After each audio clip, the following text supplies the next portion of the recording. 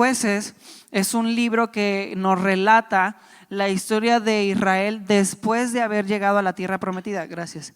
Después de haber llegado a la tierra prometida. Esta etapa de la historia de Israel es después de Josué.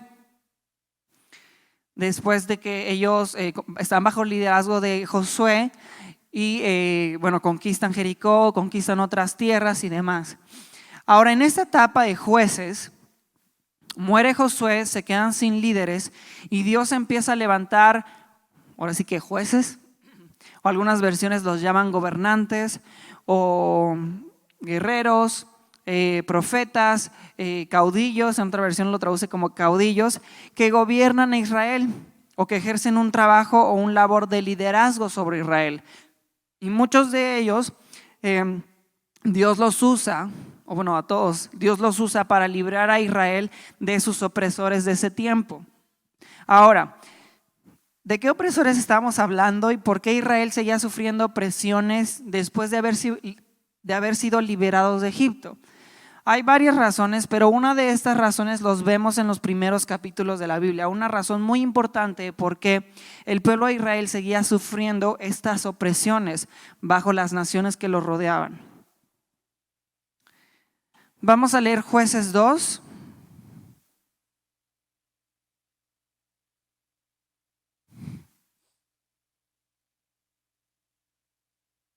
Del 1 al 3.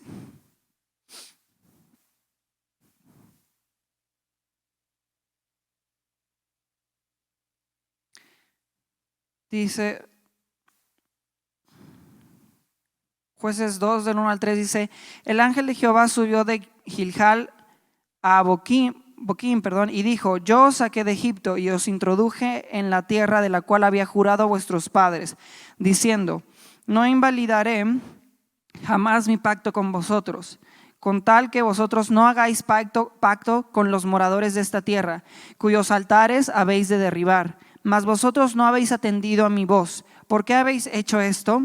Por tanto, yo también digo: no los echaré delante de vosotros, sino que serán azotes para vuestros costados, y sus dioses os serán tropezadero. En la versión NBI, el versículo 3 dice: pues quiero que sepan que no expulsaré de la presencia de ustedes a esa gente. Ellos les harán la vida imposible y sus dioses les serán una trampa.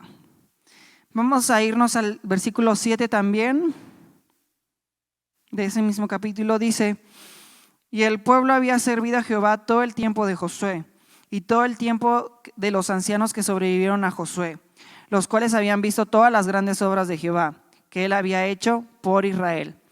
Aquí nos está contando, como les decía, esta etapa en la que está terminando el periodo de liderazgo de Josué, pero nos está diciendo algo muy, muy importante. La Biblia nos está diciendo que esta generación no desobedeció a Dios. Mientras estuvo bajo el mando de Josué, en el versículo 7 vemos que se mantuvieron obedeciendo al Señor. Y esa generación vio las maravillas de Dios, vio cómo ellos conquistaron a Jericó de una manera sobrenatural, vio cómo conquistaron tierras con el favor de Dios de una manera igual sobrenatural. Y sin duda fue diferente a su generación predecesora. La generación de Moisés, ¿recuerdan qué pasaba con ellos? ¿Qué habían sido? ¿Se acuerdan? ¿Cómo? Esclavos. ¿Y qué pasó cuando fueron liberados de Egipto? La Biblia nos cuenta que tenían un corazón duro. Pues tenían un corazón duro, eran rebeldes. Y Dios los tuvo en el desierto 40 años y ellos no pudieron, aunque fueron liberados de la esclavitud, no pudieron ver la tierra prometida, no pudieron, llegar a la tierra prometida. Y esta generación de Josué sin duda es diferente a la generación que estaba antes que ellos, porque ellos dice la Biblia que ellos obedecieron al Señor, pero que hicieron lo recto delante de Dios, cometieron un error. Y uno de esos errores que vemos en los primeros versículos que leíamos es que hicieron acuerdos o hicieron pactos con algunas de las naciones o pueblos que estaban alrededor de esa tierra. Y no solo eso, sino que dejaron también sus altares en los que ellos adoraban a sus ídolos. a toda esta idolatría.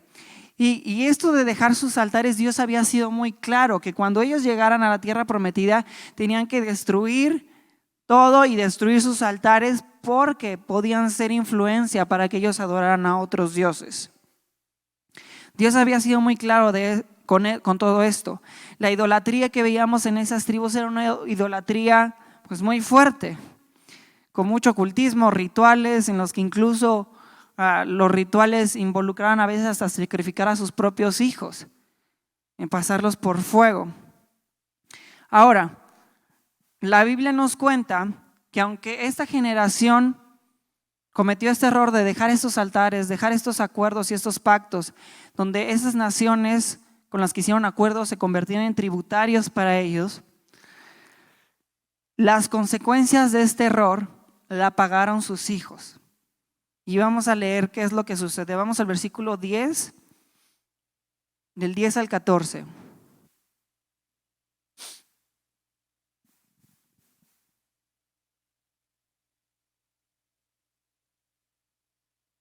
Dice: y toda aquella generación también fue reunida a sus padres.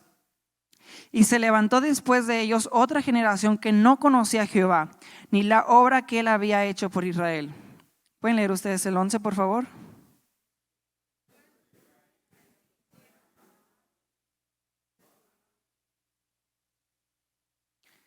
Dejaron a Jehová, el Dios de sus padres, que los había sacado de la tierra de Egipto, y se fueron tras otros dioses, los dioses de los pueblos que estaban a sus alrededores, a los cuales adoraron y provocaron la ira de Jehová. ¿Pueden leer el 13, por favor?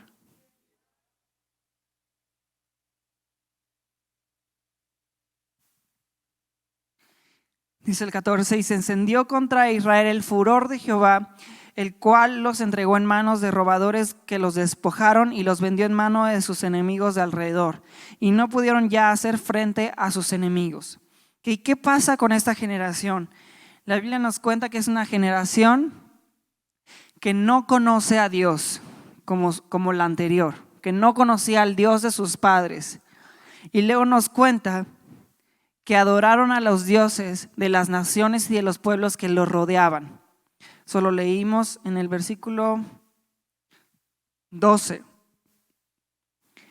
Y también en otros pasajes de Jueces vemos que también se mezclaron.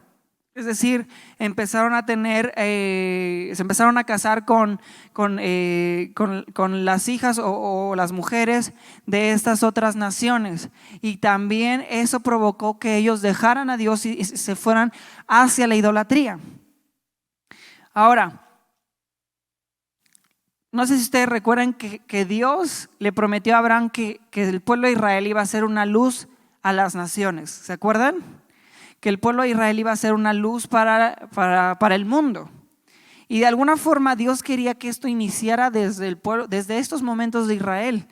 Acuérdense que Dios se manifestaba, si recordamos lo que hemos leído más o menos, Dios se manifestaba en el tabernáculo, en esta carpa donde Dios se manifestaba en su presencia. Y él deseaba que Israel fuera esa luz o esa representación del Dios verdadero hacia el mundo. Pero ellos terminan convirtiéndose como las otras naciones, y no las otras naciones se vuelven a Dios a través de ellos. Estuve medio enredado lo que dije, pero ¿sí se entendió? Sí, ok. Hasta yo mismo dije, ¿qué acabo de decir? Entonces, en vez de que, como le dice Dios a Jeremías, en vez de que ellos se convirtieran a los israelitas se convirtieron a ellos. Y la influencia fue muy grande. Ahora, ¿esto qué provocó? Provocó que ellos se fueran, como ya leímos, a la idolatría. De hecho, en el versículo 3 vemos que Dios, pues, al final deja que estas naciones, que ellos no puedan conquistar estas naciones, porque dice para ponerlos a prueba y para que las nuevas generaciones aprendan a conquistar o aprendan, eso lo leemos en el versículo 3, capítulo 3, para que se forjaran como guerreros.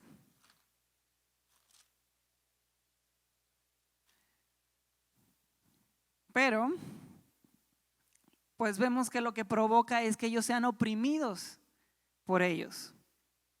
Que estas naciones tomen ventaja y Dios use eso en su rebeldía y sean oprimidos por Israel. Que Israel sea oprimido. Ahora, ¿a qué quiero llegar con todo esto? Quiero contarles un pequeño testimonio, historia de mi familia. Mis abuelos, por parte de mis dos abuelos paternos, de mi mamá y mi papá, venían de una vida de alcoholismo.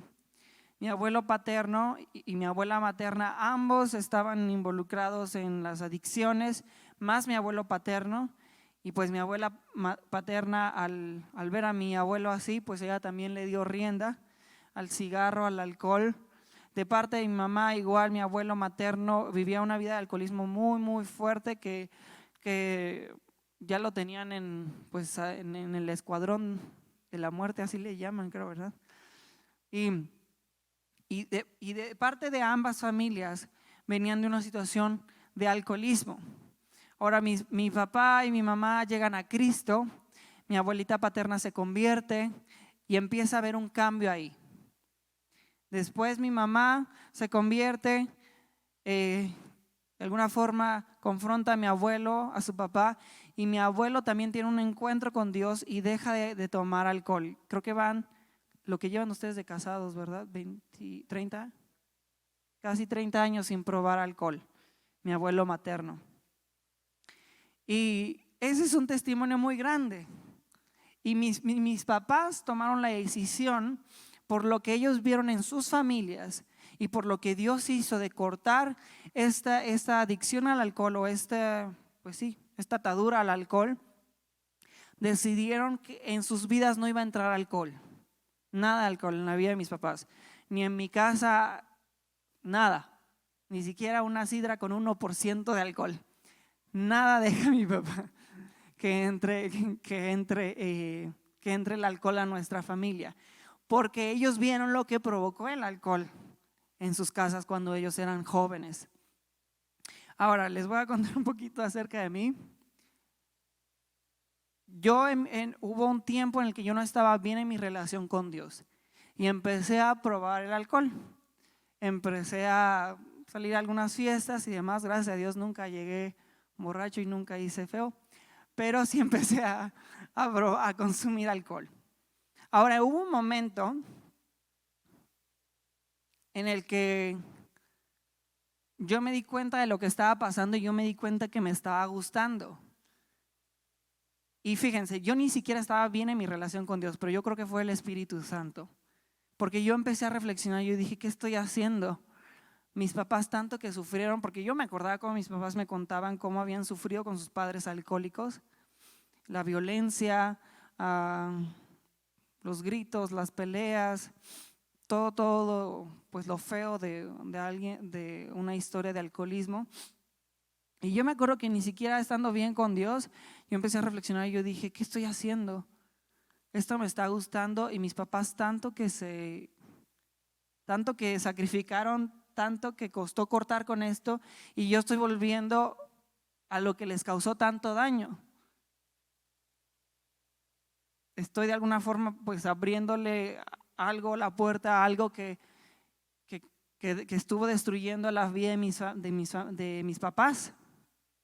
Entonces yo dije, no, mejor voy a dejar esto.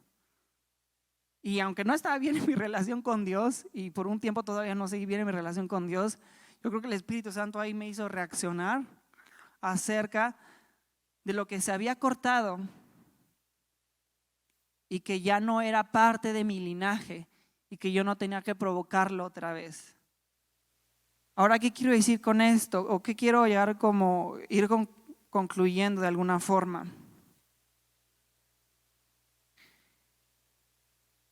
Creo que estos pasajes de la Biblia nos hablan de que no solo es necesario que nosotros como padres, bueno, yo no soy padre, pero muchos de ustedes sí, les enseñemos a nuestras generaciones a conocer a Dios, pero también que cortemos con cualquier cosa que pueda provocar el daño o la caída en nuestras generaciones que vienen.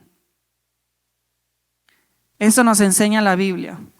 a cortar con esos altares o con esos acuerdos, no sé cómo llamarlo, ustedes pueden ponerle un nombre, pero cortar con eso que puede provocar que tal vez ni siquiera nosotros suframos las consecuencias, pero que nuestras generaciones sí. Y ahora, no es solamente, creo que esta enseñanza es para los padres, creo que también es para nosotros como jóvenes solteros. Porque incluso desde ahorita los hábitos, los comportamientos, la forma de pensar que empecemos a cambiar va a influir en nuestra próxima generación. Y si empezamos a trabajar desde ahorita va a tener mucho mayor impacto cuando nosotros ya estemos casados y tengamos hijos. Si es que así lo decidimos. Entonces, pueden ser de muchas cosas. Ya te puse el ejemplo de mi familia sobre el alcohol, sobre las adicciones, pero pueden ser incluso comportamientos. Pueden ser hábitos de mentira, hábitos de gritos, hábitos de engaño. Aún ya dije mentira. Pueden ser cualquier otro tipo de cosas. Y saben, mientras vamos leyendo Jueces, vamos conociendo a diferentes personajes. Seguramente tú has escuchado de Gedeón o de Sansón, de estos personajes que fueron jueces en la Biblia y que Dios los usó para traer libertad de sus opresores a Israel. Y dentro de toda esta lista de jueces viene el nombre de una mujer. Es la única mujer que está dentro de esta lista. ¿Alguien se recuerda cómo se llama? Débora, muy bien. Fue la única mujer juez que gobernó a Israel en ese tiempo. Eso lo leemos en Jueces 5, en Jueces 4. Y vamos a leer Jueces 5, 6 al 7.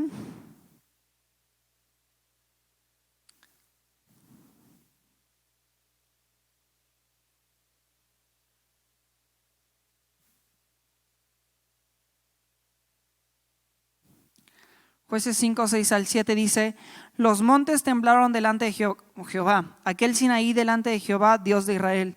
En los días de Samgar, hijo de Anat, en los días de Jael, quedaron abandonados los caminos. Perdón, me equivoqué. Seguimos con el 6. Y los que andaban por las sendas se apartaban por senderos torcidos. Las aldeas quedaron abandonadas en Israel, habían decaído, hasta que yo, Débora, me levanté como madre a Israel. Se los voy a leer en la versión nueva versión internacional. Dice: los guerreros de Israel desaparecieron hasta que yo me levanté. Yo, Débora, me levanté como una madre para Israel. Me llama la atención mucho la actitud de Débora, porque aquí dice la Biblia que los guerreros, si vemos toda la lista de jueces, la mayoría son guerreros o son líderes de guerra. Y vemos aquí en este versículo que dice: cuando desaparecieron los guerreros, cuando nadie se levantó, dice: yo me levanté como una madre para Israel.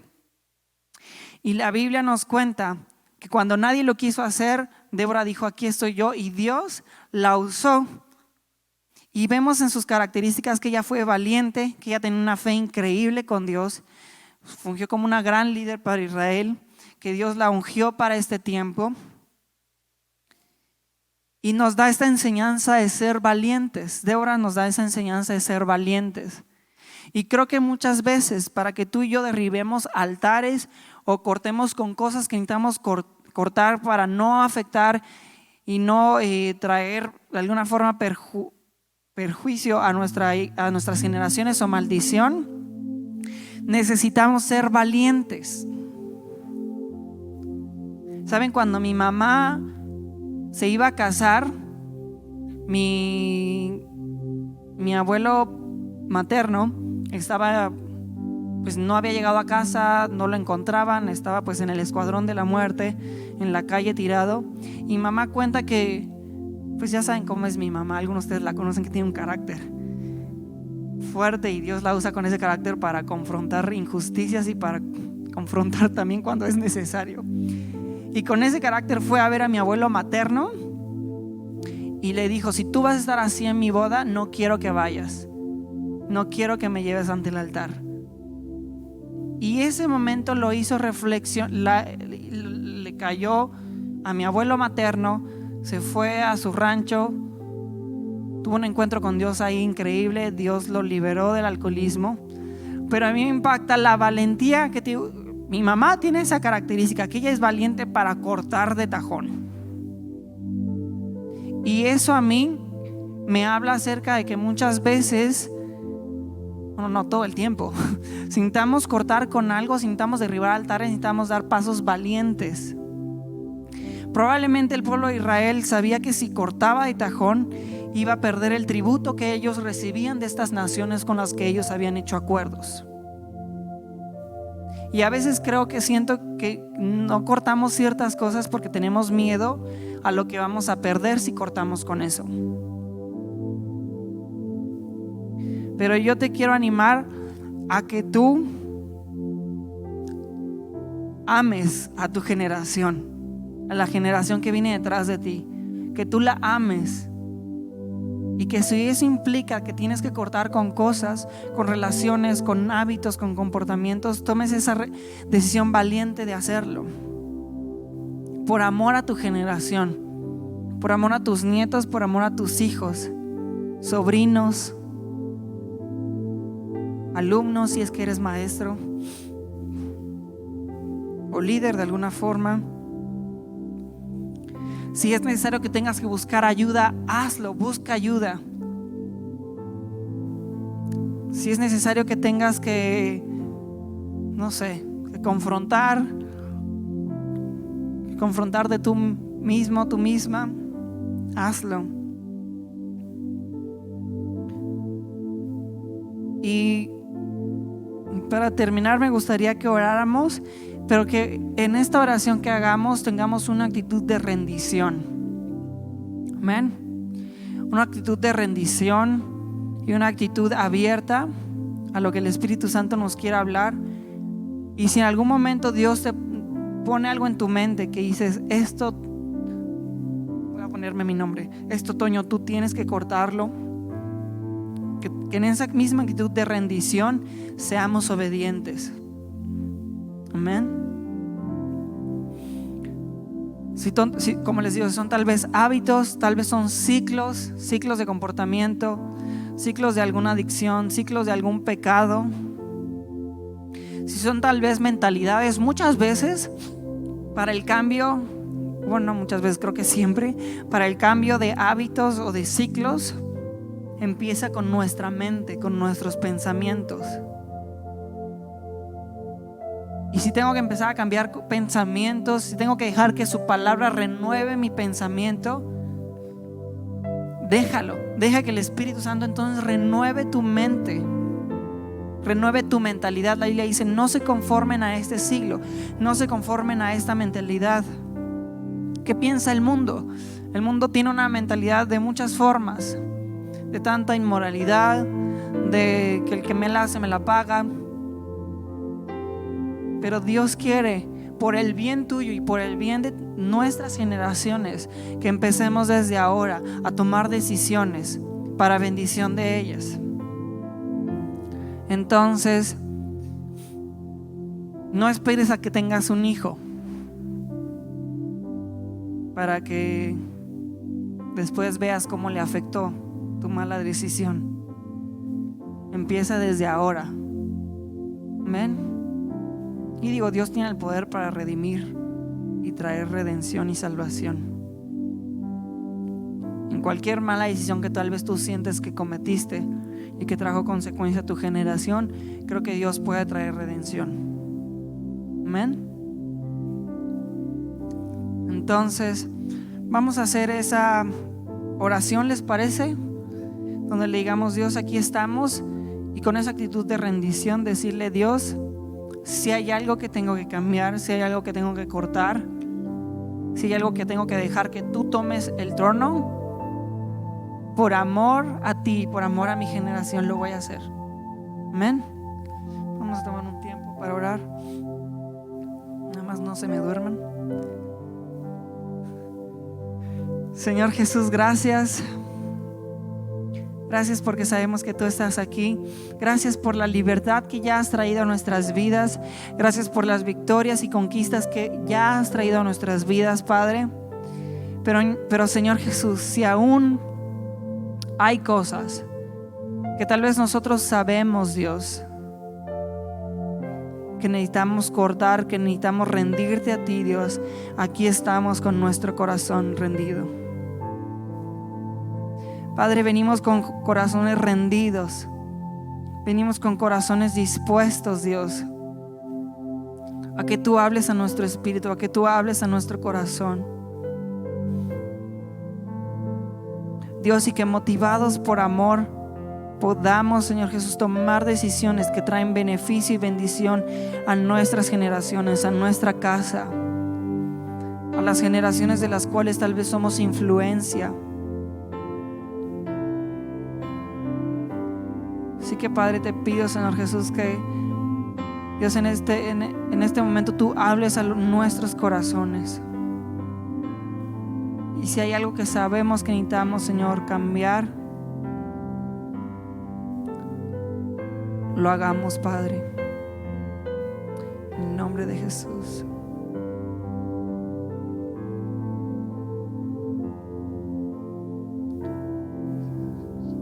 Sabes, muchas veces también no necesariamente son hábitos o ciclos pecaminosos. Muchas veces pueden ser también formas de pensar o miedos o inseguridades, que si bien tal vez no pueden ser pecaminosos, pero a veces son falta de fe, a veces son inseguridades, y esas cosas aún a veces pueden afectar nuestras generaciones, porque a veces venimos cargando con esas inseguridades o esas heridas también de nuestro pasado, o cosas que nos han pasado. Y al momento de llegar a una familia, al momento de ser cabeza de hogar o líder en la casa, esas heridas o esas inseguridades afectan también a nuestras generaciones.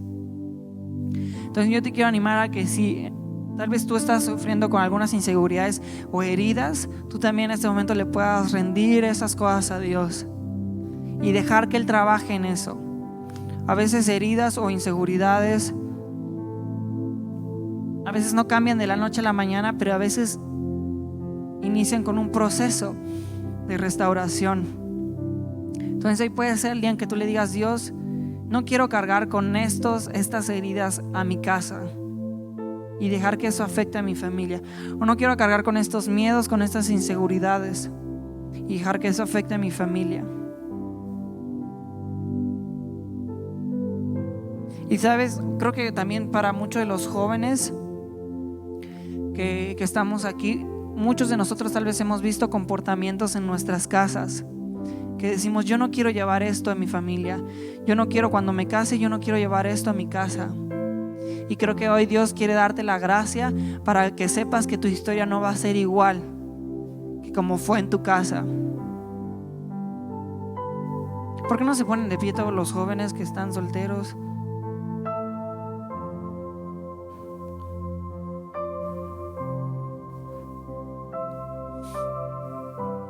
O que tienen novia y que no están casados todavía. ¿Por qué no extienden sus manos hacia ellos? Vamos a orar. Creo que muchos de los que están aquí, creo que así varios de los jóvenes que están aquí han visto comportamientos o historias en sus casas y tienen miedo de llevar eso a sus hogares cuando ellos tengan una familia. Pero creo que hoy Dios les da la gracia para que sepan de que con ustedes se van a romper ciclos. Amén. De que con ustedes se van a romper comportamientos, se van a romper cosas, divorcios, alcoholismo, cualquier cosa. Creemos que en el nombre de Jesús, con ustedes, su generación es una generación bendecida y nueva, donde se renuevan pactos con Dios. Amén. Entonces vamos a orar por ustedes. Señor Jesús, bendecimos a esta generación. Bendecimos a esta generación, Dios, creyendo que esta generación es una generación nueva, que ellos no cargan con cosas que tal vez vieron en sus casas, sino que con ellos se rompe cualquier hábito de alcoholismo, cualquier atadura. En el nombre de Jesús, creemos que con sus familias, Señor Jesús, ellos traen renovación espiritual, renovación a sus casas, en el nombre de Jesús. que son madres y padres, Dios, que viven, Señor Jesús, bajo tu Espíritu Santo, así como Débora, viven bajo el poder de tu Espíritu, bajo tu unción, y que la historia no se repite en ellos. Creemos que la historia no se repite en ellos. Oren también, padres, si pueden orar por sus hijos, creyendo que la historia que tal vez ustedes pasaron no se repite en ellos. Que tal vez en su familia o en sus generaciones pasadas hubo ciertos detalles. Oren por sus hijos creyendo que la historia no se repite en ellos. Padre, creemos que somos una generación en la cual, Señor, tú haces todas las cosas nuevas. Creemos que tú haces todas las cosas nuevas en nuestras generaciones, Padre. Que tú rompes con ciclos, con comportamientos, con mentalidades que no vienen de tu reino. Y declaramos bendición en nuestras familias, bendición en nuestros hijos. En el nombre de Jesús.